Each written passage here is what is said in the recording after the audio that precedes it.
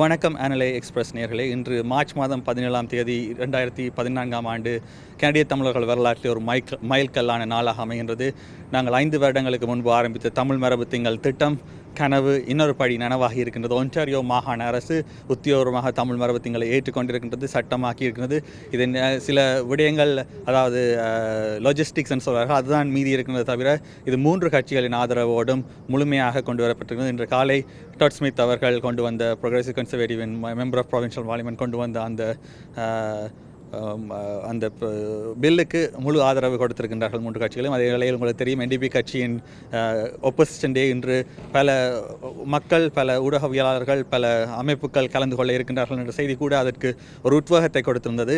அதே வேளையில் இன்னொரு சிறப்பு என்னவென்று சொன்னால், தமிழ் மரபு திங்களை ஒன்டாரியோ பிரகடனப்படுத்த கொண்டாடுகின்ற அதே வேளையில் இன்று ஆண்ட்ரியா ஹோவர்த் அவர்கள், ஒன்டாரியோ NDP கட்சியின் தலைவி, எழுந்து அங்கு இழந்த ஆயிரமான தமிழ் உறவுகளுக்கான மரியாதையை செய்வதற்காகவும் அவர்களை நினைவில் கொள்வதற்காகவும் இந்த மகிழ்வான நாளிலே நாங்கள் நிச்சயமாக அவர்களை நினைக்க வேண்டும் என்பதற்காக 1 நிமிட அகவணக்கம், அமைதி வணக்கம் செலுத்துவதற்கான அந்த நேரம் ஒதுக்கப்பட்டது.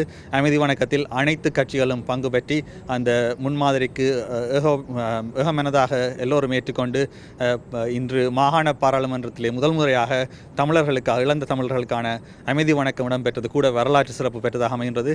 இதைவிட இங்கு 24 அமைப்புகள் தமிழ் மரபு திங்களுக்கு உறுதுணையாக இருந்தார்கள் 2014ஆம் ஆண்டில்.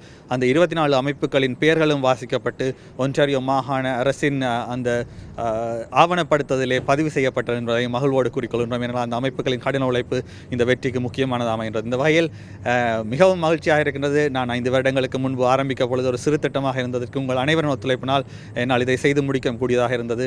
அந்த அமைப்புகளுக்கும், ஊடகவியலாளர்களும், வர்த்தக பெருமக்களுக்கும், தொண்டர்களுக்கும் எனது நன்றியை கூறிக்கொள்ளும். தனிப்பட்ட முறையில் எனது வாழ்வில் மிக சிறப்பான நாளாக இதை பார்க்கிறேன்.